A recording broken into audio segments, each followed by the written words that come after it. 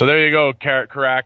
What is that? Is that I don't the know. Karak theme? Or? He told me to play it, dude, so I'm going to play it. Obviously, we got to get Mr. Serious making something out of that for Karak. I don't even know what he would do with it, but Karak, welcome to the show. Been waiting all day for this segment. I'm going to turn off my mic. Mark will go through the panel. Boom. Yes. Welcome, Karak. We've been waiting for you. Can you hear us? I'm here. Can you hear me? He's great. Yes, of course. I'd like to say I have no idea what Carol's talking about. I don't know what the dial-a-shot thing is. I think she made that all up. Oh my gosh, you're pretending like you don't know me now. I see how it is. Distance yourself from the crazies. I get it. I'm just kidding. I'm just all kidding. good. You just gotta start trolling me like serious now. It's cool. All right, listen. We've got. Excuse me. We've got. All right. The panel is. By the way, it's about 5:10 p.m. Monday, Survivor Week here on QuadJacks Radio. Dawn of the Wombats. We've got a panel here consisting of Carol, the gaming lawyer, and alluring and mysterious femme fatale, if I may say. Oh. We also have Mitch. What's up, Mitch? He's far from. Good morning, everyone. Yeah, he's far from a femme fatale, but he's still pretty cool. What's a femme fatale? I'll explain it to you later. We also have Kev Math. Kev Math, please, we always love to have you. Stick around for as long as you can, and then, retire at will. Shall do, sir. All right, lovely. Thank you, Kev Math. Zekta is on the panel, but he's on and off. And I'd like to welcome our newest panelist, Karak. Karak, darling, welcome back. How was your weekend? It was great. How was your weekend, Marco? I checked in all weekend. I didn't even hear you talking yet. No, I was off all weekend. I had to take a break. I had to spend some time with some people, number one, and number two. Keep bragging. Keep going. Keep bragging. Yeah, people. Yeah, the people. And number two, I wanted to just kind of disappear for a little bit and then kind of focus on this program from behind the scenes, and just kind of try to strengthen it. And it's going to be, and it's a process which has already started, and it's going to, I think, carry on for a few days now. But I also needed to rest because I was pretty exhausted. So that was my weekend. Karak, I'm glad you had a good time yourself. What's the word, man? That's me sounding. What's the word? Well, I mean, not much. Correct me if I'm wrong, but not much has changed over the weekend. We haven't seen much news. No, we haven't. I do have some things to report. I finally have my blog up and running. It is not. Oh my gosh, it's not like at the state I really want it to be right now to reveal it, but I'm going to go ahead and do it anyways because I've been talking about it all week. Apparently, this blog stuff is a lot harder than I ever first imagined. But my blog URL is, and don't laugh at me, it is lawdonk.com, which I think is incredibly clever. And I'm going to talk about some of the content I have on there now, if you guys don't mind. Basically, I'm going to try and use it. There's my clone. I'm going to try and use it to kind of write out a little bit more detail the information we talk about here. Maybe cliff notes some of the broadcasts we do here and talk about it. Put up some links to QuadJacks and the podcasts. So yeah, you guys can check it out. Go ahead and bookmark it. I will try to update it. I hate blog. This is what I hate. When you see how many blogs do you find on the internet where you see like one post, and it's like the first post, and they put all sort of like, like thought into it, and it's like really good. And then you look at the date on it, and then like 3 months later you see another post, and it's like, I'm so sorry that I'm so bad at blogging and updating my blog. I promise that I'll update the blog now. I'm going to get back to it. And then like 4 months later you see the exact same thing. And it happens all the time. And that's why I've never started a blog, because I feel like that's really stupid. Yeah, it's a shameless plug. Haters gonna hate, bro. And so I put up 3-4 posts right away. I wanted to prove to myself that I could continue to create content before I tell people to go there and talk about it. I'm hoping to link it to QuadJacks pretty heavy, because I think QuadJacks is about the best thing going on in poker media right now, and I think sort of having a written outlet to categorize a lot of that will be good. So spend some time on it. I got some friends to help me out. I got a friend to help build the webpage. It's all registered through his corporation. Got another friend to create that banner. Isn't that banner baller? I think it's pretty awesome. So obviously I didn't do that. I have not even remotely enough talent to do that. But I got an ex-girlfriend to do it for me, so it counts. But sick brag. Yeah, I know, right? Girlfriend, sick brag. I know. Super sick brag, Karak. You're a baller. I know, I right? wish I had a girlfriend. I spent a lot of time on it, but it's still not ready. Like, it's not to where I need it to be yet. The buttons aren't, like, the navigation panel isn't good. My about section's, I think, sort of retarded. But I just kind of copied and pasted some stuff in there. Basically, I'm just trying to stress to people in the media that I think a lot of the poker media is, I'm going to be really honest, is not so good. I think it's really biased. I think until QuadJacks came along, I've never really had an unfettered view of what's going on in the thanks seriously and what's going on in the poker world.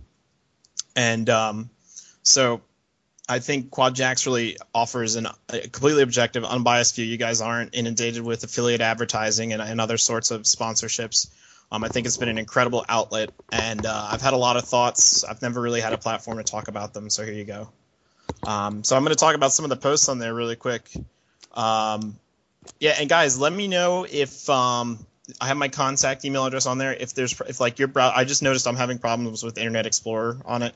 If you have suggestions, if you think some of the content is stupid or badly written or anything like that, go ahead and shoot me an email and let me know what you think. I can take constructive criticism really well, but don't be mean because then I'll cry. But yeah, basically, I haven't really proofread a lot of the stuff. Really, I've proofread everything really quick because I just wanted to get it up today. So don't make fun of me for grammar mistakes and everything. But I want to start off on a light note. The first thing is, I don't know if you guys talked about this. I'm using WordPress. Have you talked about this Chattanooga story yet? Anyone? I don't recall any discussion of it. All right. Well, it's one of the posts up on my blog, so you can now sleep soundly in Chattanooga. And basically, it's this article from Chattanooga Times Press where they basically raided the hell out of a home poker game. And I'll read you guys some excerpts from it.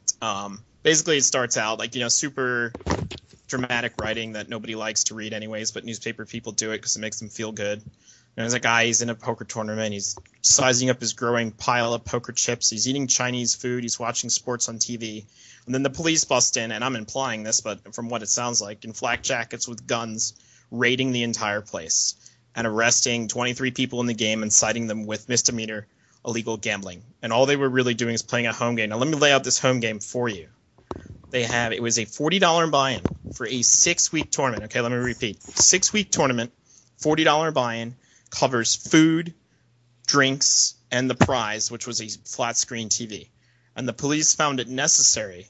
Yeah, I just assumed it was talked about, but I'll recap it. The police found it necessary to raid this with it seems like, at the end of the article, he says they came in like Marines, raid this with guns, and then brag about how they're reducing crime in Chattanooga. Now, I don't know if any of you guys live in Chattanooga, but I was in Pennsylvania this weekend, and that's like pretty far from Chattanooga, but I was pretty worried at night when I was sleeping that, this type of home poker game was going on. And I might even try to move to Chattanooga so I can feel safe. I mean, this is ridiculous. This is so stupid. I mean, you got to be kidding me that this stuff like this happens. And I think this is sort of indicative of the police state right now. But it seems like a lot of people have talked about it. So I'm going to move on to another post. Go ahead, Kenneth. I just have one quick question. Did the newspaper call this a high stakes poker game? No, they said the value of the money in play wasn't large, but the gambling paraphernalia and devices did have a large value. I see. And that in seizing that, they broke up an extensive operation such as this. Yeah, so it's like close enough. It's close enough to high stakes then. Because I always find it funny when they rate a poker game, they always call it a high stakes game, and it's always like something that's not that much. So I was just curious. That's all. I mean, $40. That's like almost a new video game. I know. It's like $20 from a new video game. So I mean, that's pretty expensive if you're like 12. So I don't know.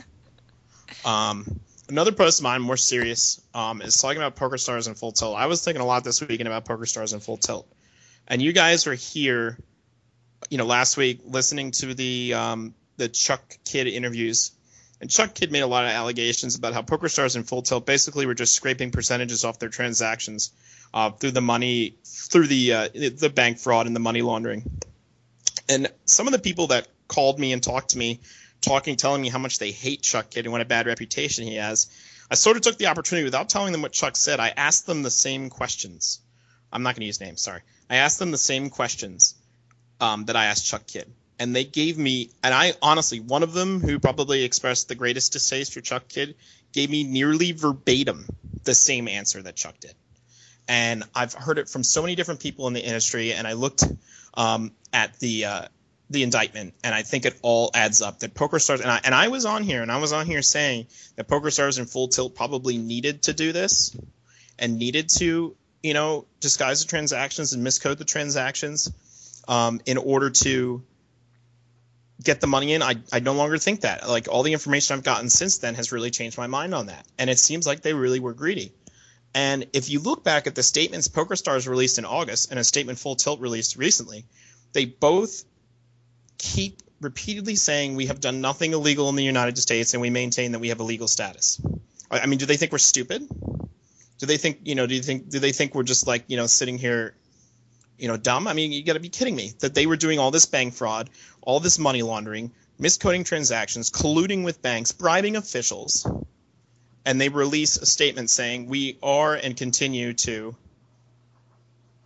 process legal gambling in the United States, and we're looking out for the best interest of our players. I'm sorry, but doing something that was so grossly illegal won't look out for the players. And I see some people, they're making some good arguments, and you're talking about, what about really big cash outs? What about all this? Well, they could have either, if that was impossible, they could have either established a policy of capping the cash outs, so they could do the 7995 transaction, or 7995 transaction, which to the best of my knowledge is the accurate way to do it, and do it legally as a high risk banking transaction.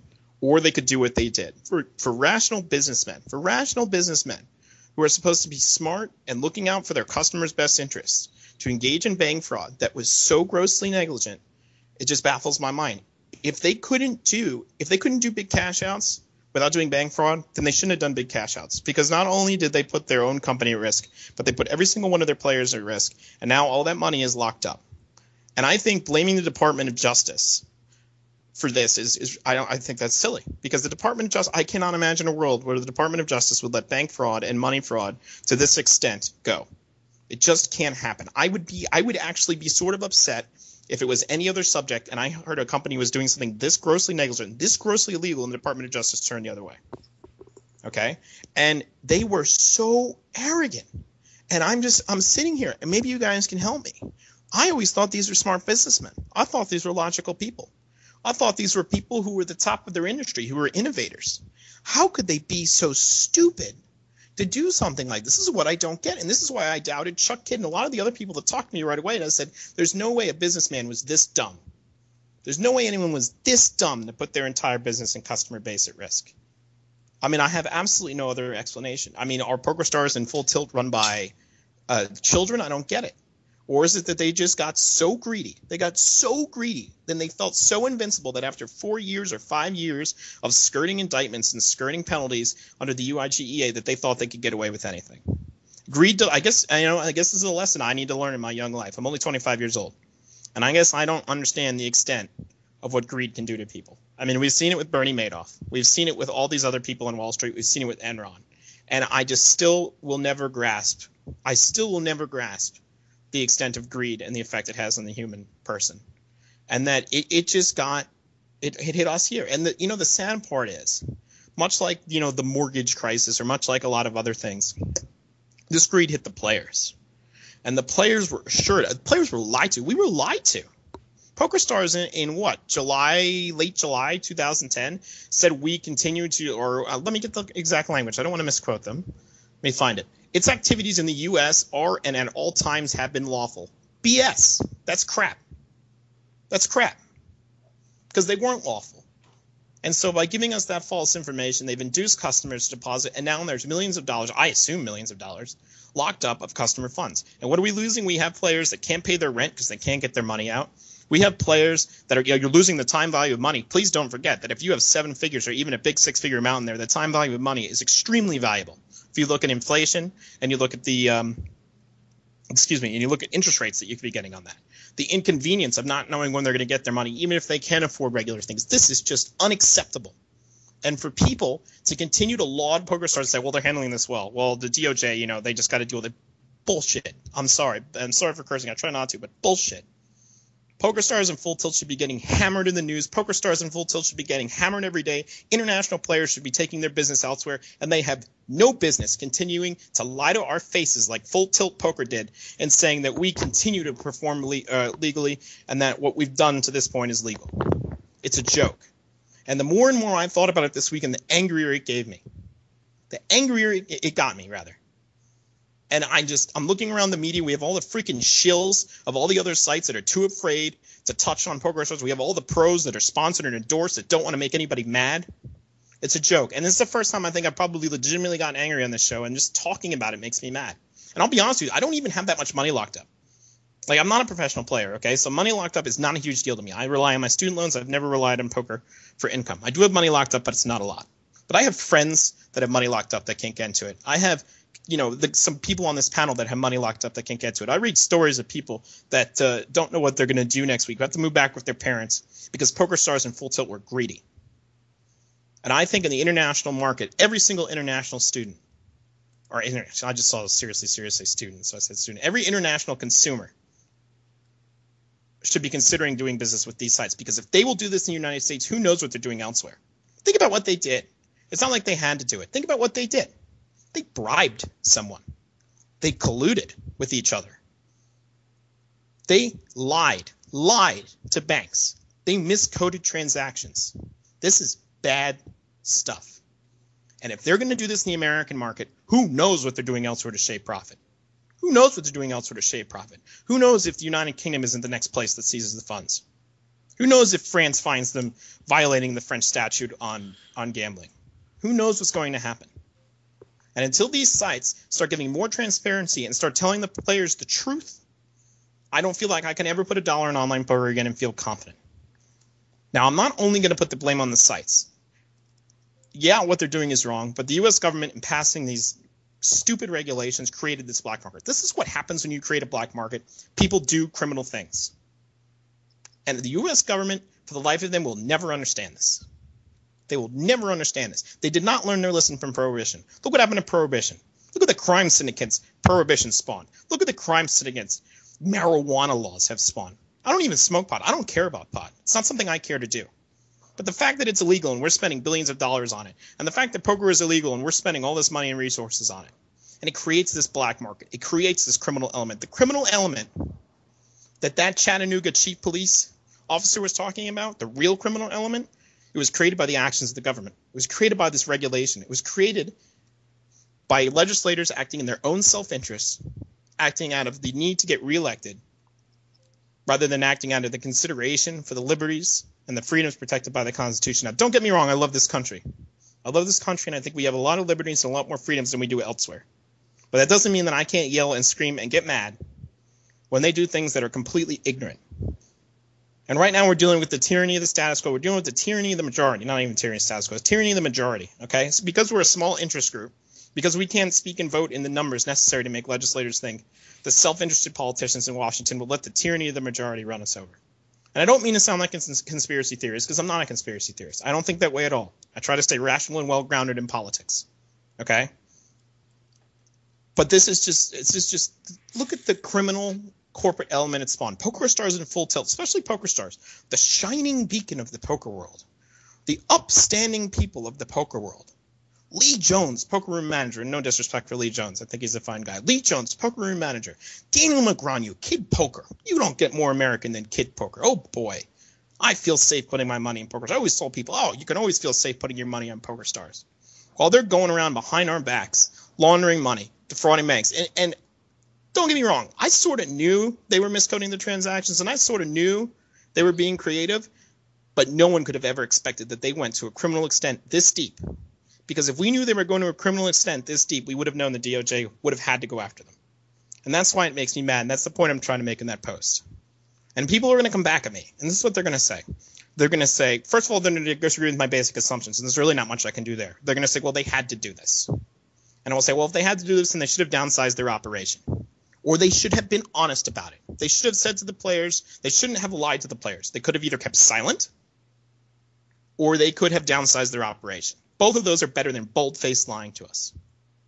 Okay. The second thing people will say is, well, they had to do this to process bigger transactions. They would have lost their, if one person's going to do it, then the other, would have, that person would have gained a profit share in the market, and that person would have overrun the other company. So they had to do it. Okay. Well, guess what? If you hadn't done it, you had stuck to ethics and you had stuck to being as legal as you possibly can, you'd dominate the whole damn market right now, wouldn't you? So that's a BS excuse too. And the third thing, an argument that's been made to me is that, one hand didn't know what the other was doing. That doesn't matter. If the legal team of PokerStars makes a statement and the executives of PokerStars are doing something else, it's on them to straighten it out. Okay? So it just, I don't know. As you can tell, I'm angry about it, but I don't even have money locked up. I'll be honest, I don't even have money locked up. But it's taken away my ability to play online poker. It's taken away my friends' abilities to pay their rent, to pay their bills. It's putting millions of dollars that could be in this economy in limbo. And it's using up the assets of our government that could be used on other things. I really don't think the Department of Justice cares that much about internet gambling. I really don't. I don't think so. They care about internet gambling when it starts to create other risks.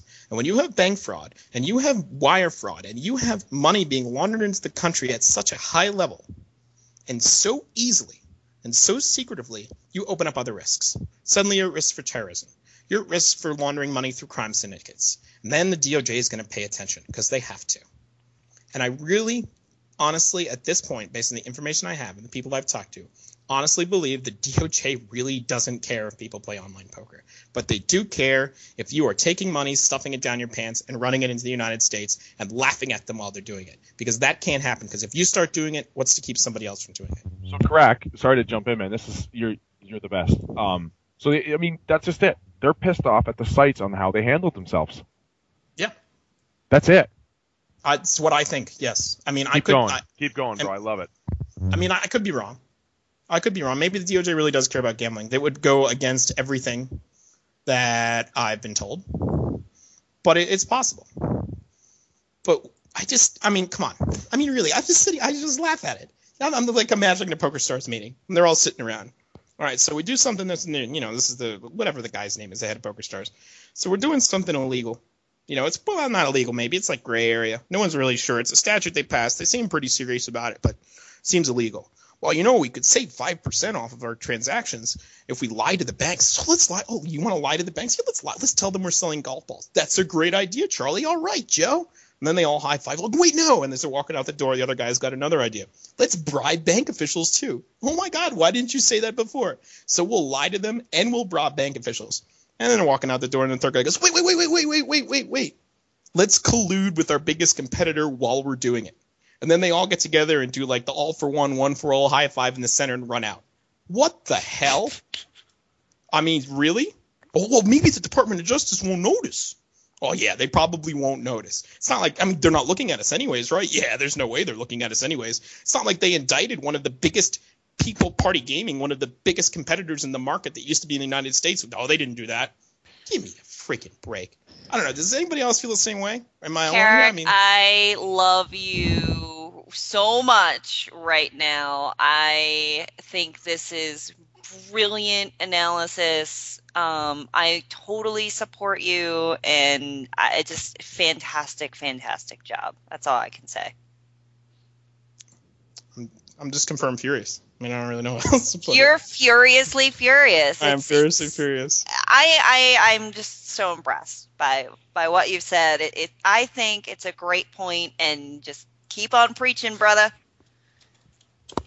I'm out of gas right now, but on that subject at least, I think I've said everything I can say about it. I don't think much more needs to be said. I'm waiting. I know what's going to happen. Someone's going to write some sort of counterpoint, or someone's going to come out with something, or some fact's going to come out and say, not that I'm going to have an impact on it. I'm just talking down the road generally, not in response to me. Or they're going to try to duck out of this or bait out of it. But I think we all know the facts. Does anybody disagree with my basic facts here? Is there any doubt about? I guess the DOJ could have made them up. Maybe. I don't know. I doubt it. If the DOJ made them up, we have a lot bigger problems than me ranting on the air. So that's the only explanation here. I don't know what else to say. They're going to plead out. They're going to plead out to the laundering charges. It's going to get quietly tucked away. We're never going to hear about it again. And then Stars in Full Tilt are going to go back to the international market, Stars especially. and they're just going to reap the profits of the international market and say, oh, boo-hoo, we lost 22% of our business. Obviously, okay, that's a huge chunk of business. But I really hope it doesn't go that way. I hope players hold them accountable. I really do. Now, I understand if a player has to play on their site because that's where the fish are. Fine. But I just wish this would be more public. I wish people would speak up. But when people don't speak up, they're all afraid. Everyone's afraid. I have nothing to fear.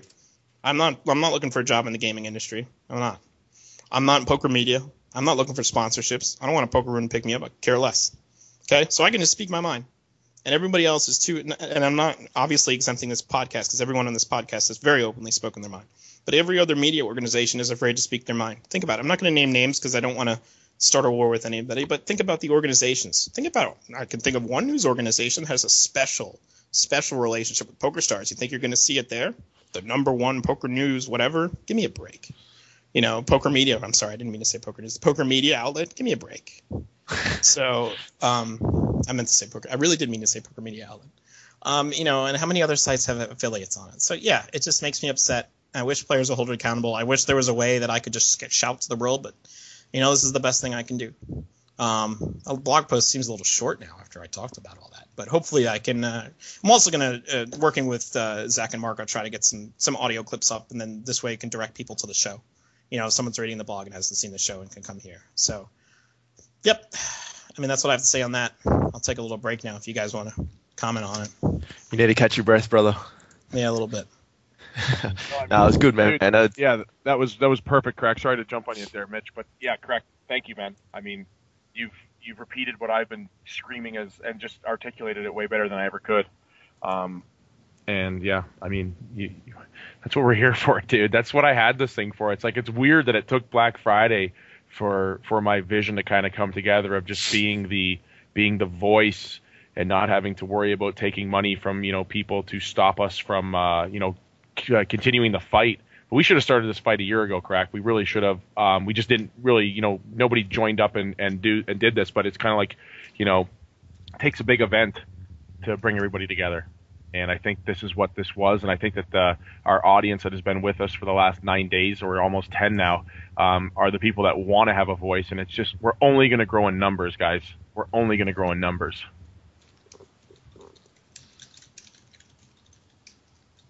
Kevin, what did you think of that rant? It was pretty good. That's all I can say. What else is there to say? I know, right? Yeah. I'm going to turn the floor over to you guys. Keep the conversation going. Carol, that was just great, right? I thought I'm so impressed right now. I think it's a viewpoint that needs to get out there. I think people are looking at places to direct their anger, and people have been sort of directing that at Obama, and they've been directing that at Daniel Svetkov and other people. But we do have to look at the fact that if all of the alleged facts are true, and I know people in Chatland are saying this, they haven't been convicted of anything yet. How can you? I know. We're not a court.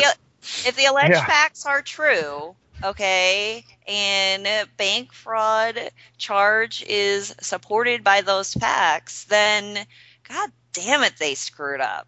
Yep, because they had it so good. And if the alleged facts aren't true, then the Department of Justice is in a lot of trouble and would have done something that is completely uncharacteristic of them, in my opinion. Yeah, what percent did they close? What percent did they 90 plus. I think this district might close 95. I've heard somebody say. That's why I just people got to realize that I'm like riding like a 95.5 right now. Okay, right. They're stars until they're drawn in 2 outs. But if I have to sit here and shut up while I wait for the court to conclude, then 2 years from now we can all get back together and we can talk about it. Bless you. But that's another thing. People are afraid to talk. Well, they haven't been proven guilty yet. Well, then let's all sit on our hands and be quiet while our money sits in a freaking account. God knows where. No, it doesn't work that way. It doesn't work that way.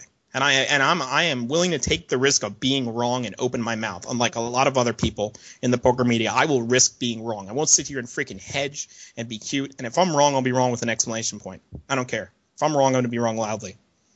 I'm going to be wrong on something, but I don't think I'm wrong on this. Somebody else can jump in now.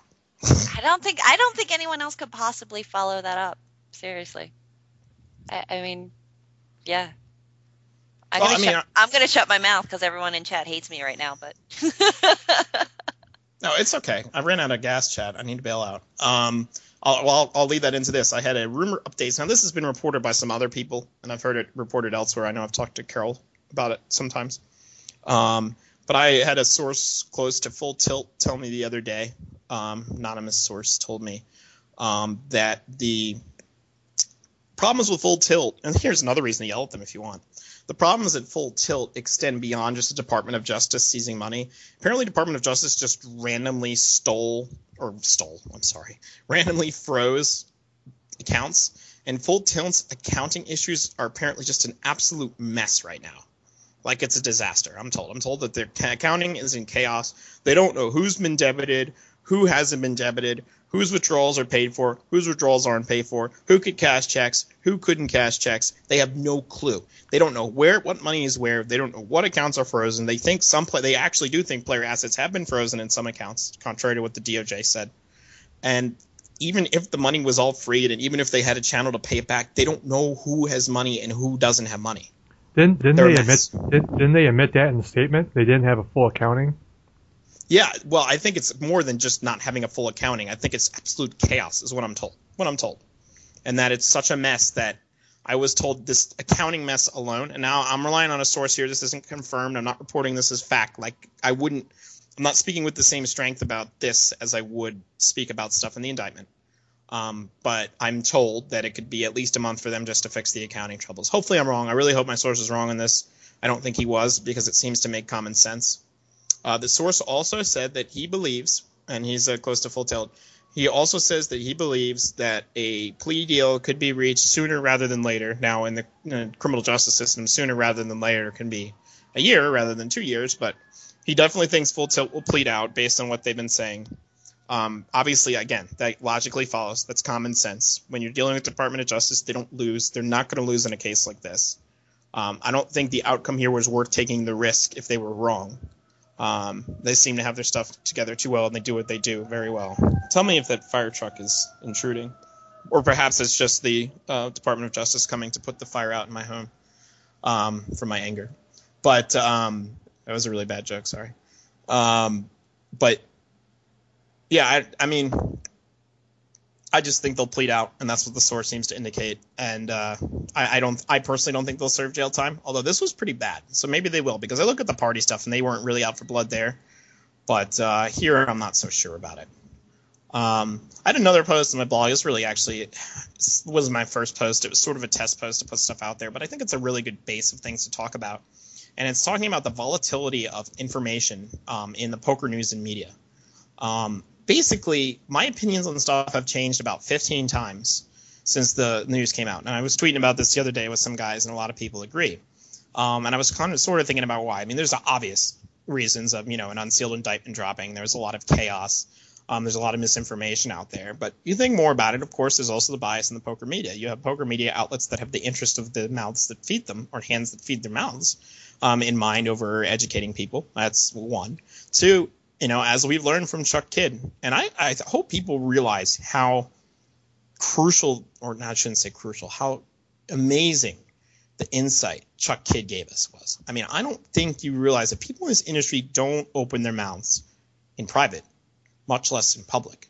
And Chuck Kidd opened his mouth real wide, and he made the haters real mad, as I like to say. And as the haters got mad, that sort of indicates to me that he's speaking some truth. And what really kind of verified a lot of the technical stuff he was talking about, not relating to his own business, was people that hate him giving me the same answers. That really fascinated me. I remember saying to one of the people that talked to me on the phone that, wow, that was like verbatim what Chuck Kidd said. Well, that's the way the industry knows it. Well, yeah, that's the way it is. So we're sitting here dealing with second and third hand information, trying to piece everything together. We will never get it from the horse's mouth. We're dealing with the black market industry. That's like buying alcohol from a street vendor or from a speakeasy in Prohibition, and then expecting to see how the mafia runs their production and transports all of their alcohol to the speakeasy. No one's ever going to tell you that. Can you imagine if a mafioso came out publicly and said, "Oh, well, here's how we get all our transportation of the alcohol from the maker to the speakeasy." So that's how important what Chuck Kidd said is. And I really hope he turns out to be telling the whole truth, but I will admit that I am a cynic on some things. One thing I'm not a cynic on is the way the industry works. So we're dealing with the cloak and dagger industry. There's people screwing each other in business deals everywhere. This is great TV. I hope someone makes a movie out of it. Instead of Boardwalk Empire is a great title already because it's in Atlantic City, but we can call it like Costa Rica Empire or something. I don't know. I mean, this would make great drama. And, that's going to create misinformation. Obviously, the people in this industry prefer silence. I can't tell you how many people have talked to me and said what Chuck Kidd is doing is bad for business. You don't talk about these things. It's bad for business. You don't, and I said, well, if Chuck Kidd did what he said he did, okay, to the Merge Network, then why didn't the Merge Network seek retribution legally? And I said, well, it's better in this industry to just keep your mouth shut and not talk about it. So people keep their mouths shut because it's better to get, according to some people, now I'm not saying what Chuck Kidd did is true or not. I personally at this point don't think he did based on what he's told me.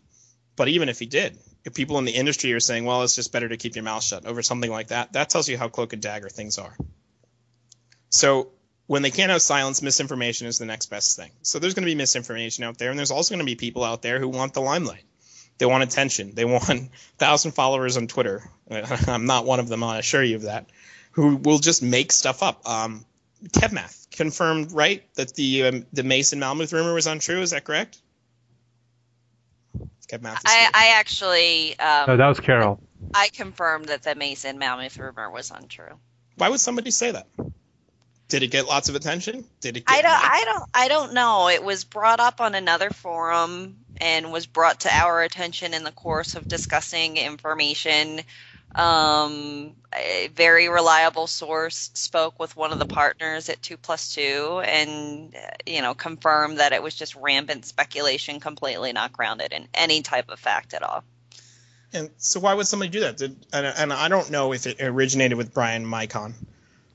Maybe I don't think it did. I think he was just repeating it. But whoever first came up with it got a lot of attention and got a lot of notoriety for it. So people are going to do that. I could get on here right now and tell you I have inside information that XYZ, and you'd probably believe me because I've said other credible things. How many people do we see these days just throwing out rumors and speculation to create a buzz around something or other? And some people might say that I'm one of those people that's throwing out rampant speculation and rumor and have a platform to do it in Wombat Nation, but that everything that I'm saying is full of crap. I mean, there are people that can say that. There are people who can say that about Karak. There are people that can say that about everyone on this panel. But, at least in my judgment, I trust Karak a lot of what you're saying and understand where you get that from, and at least in my perspective try to do my legal research to back up what I'm stating on the show. But I mean, we as much as poker is sort of a gray market industry, poker media and poker reporting is even more of a gray market industry. Yeah, and it's true.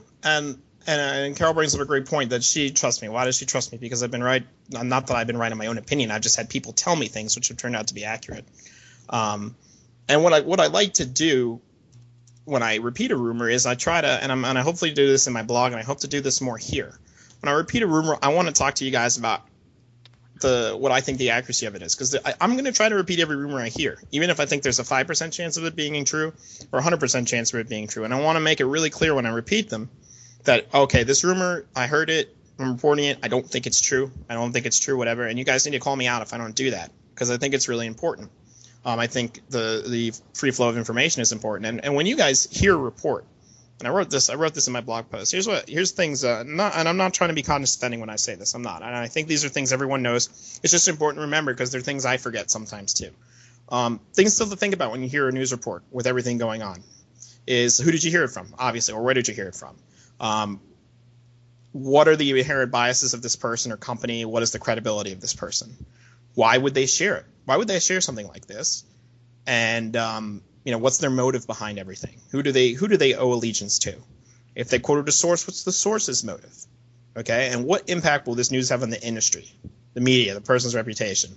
And finally, follow the money. What impact is this going to have on money? And that's when we analyze issues, and we're going to go forward and we're going to talk a lot about this stuff, because a lot more is going to happen in the next few weeks, months, and year, is follow the money is going to be the key. Follow the money is always going to be the bottom line. And it sucks. I hate it, but it's the way the world works. And if we ignore it and we say, well, that's not the way things should work, and we just don't, when we dismiss it, well, then we're doing everybody a disservice.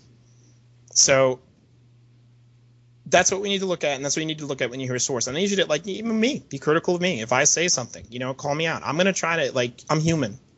People get biased. Everyone's going to be biased, okay? I just think if you make your biases apparent, and if you disclaim them and say, hey, I might be biased about this because I'm friends with this person, and then report on it, at least people can make a judgment on your factual reporting that way. And that's what the poker media really doesn't do. Some of them are really sly. Some of them just have affiliate links in their site, but you'll never hear them mention the site in one of their articles, even when they're reporting on it. Other sites are much more apparent about it, either because it's in their best interest or because they want to disclose it. I don't think there's many that want to disclose it. So, I'm really afraid of sounding like, a conspiracy theorist of a, Mayan 2012 guy, and I'm not. But when it comes to this industry, you have to realize that we don't have, first of all, we just don't have the mainstream media that's going to really report on it. Mainstream media reports will generally be the most credible, but the problem is they'll also be uninformed. This isn't an issue like politics or war, okay, where people are informed about it and able to report on it. This is a subject that a lot of the reporters writing articles about simply don't know about, okay? And second of all, we have a media it's just going to be biased. So I fear for the free flow of information. That's why I think this show is really important. That's why I think picking up on news agencies that don't take, affiliate money or sponsorship money from sites is really important. And if a site, and I'm not damning people for taking money from, affiliate or sponsorship. If you're going to take money from an affiliate, fine, disclose it, make it very blatant. Big disclaimer on the top of your site. If Fox News is often derided in the news. I think unfairly sometimes, but sometimes fairly. But if they ever report on a News Corp-owned corporation, News Corp is a huge umbrella corporation. If they're ever reporting on something owned by News Corp, they'll say, disclaimer, this company XYZ is owned by News Corp. Okay? Hey, Karak. Yeah. You obviously know that about that act that happened a few years back. What was it, in the 80s, late 80s, where they went from having like 150 media outlets to like having 5 owners of all 150 media outlets. Do you remember that? You put me on the spot here. Go ahead and remind me. Listen, I thought you might not even know this. Yeah, but there was like back in the day, like before this like Monopoly Act was like taken off, the media, like there couldn't be like 3 or 4 major owners of all media. Okay, and that group you just talked about, what's it called? Media. News Corp. Yeah. News Corp. That's Rupert Murdoch. They're one of them. There's another one of them, like like the Fox Newses, the CNNs, and like whoever owned all those companies. They back in the day, like in the early 80s, they weren't allowed to own all that shit, and then they changed the law where they were able to buy up the majority of the media. And that's like, we literally now watch the same media. It doesn't matter if you watch it on this channel or that channel. It's all the same. Sort of. I'm not sure I would totally agree with that. But you do. I mean, it is sort of this. Yeah. It's a monopoly. There's like 5 companies now that owns all the media out there. Yeah. You're right. You're right. Like I was generalizing when I said that it's all the same. Obviously, CNN and Fox are owned by 2 different companies. But I'm saying if you look at the actual stations that they own, okay, it's all the same.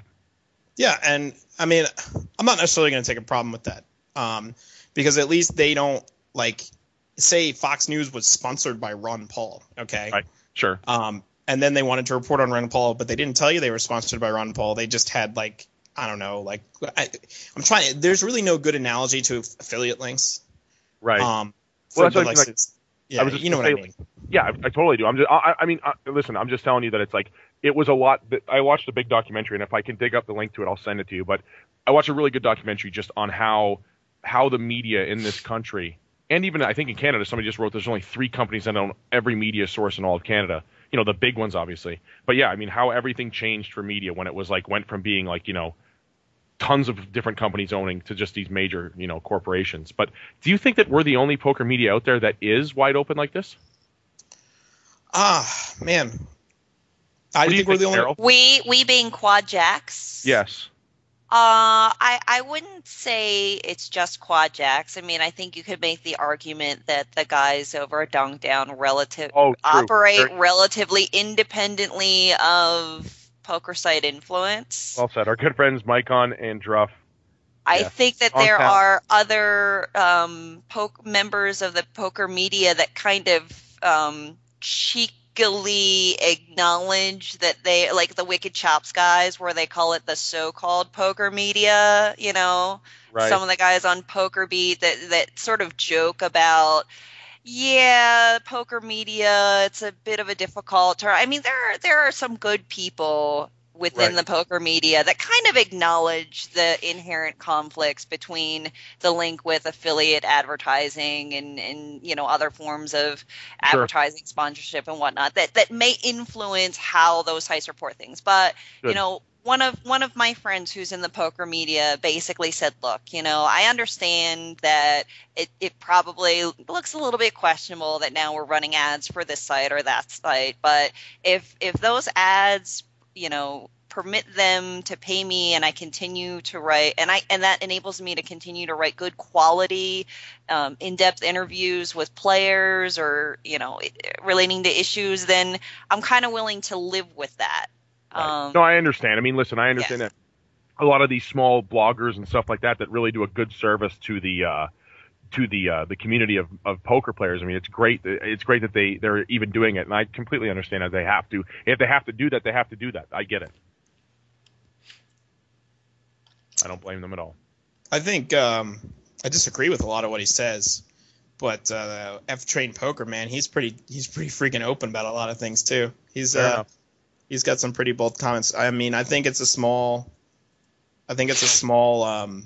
percentage of people that do open up, but yeah, and I'm very naive too, guys. Like, I mean, I just read 2+2 news, views, and gossip. I know that whenever KevMath puts up a post or wherever he puts up a link from his Twitter, man, that's pretty much how I get my news stuff. So I'm kind of naive on what other people are out there. That's why I was asking, is there other people out there that are doing this? And I think it's great if there are. Definitely would love to have them on as guests, And I'll be honest,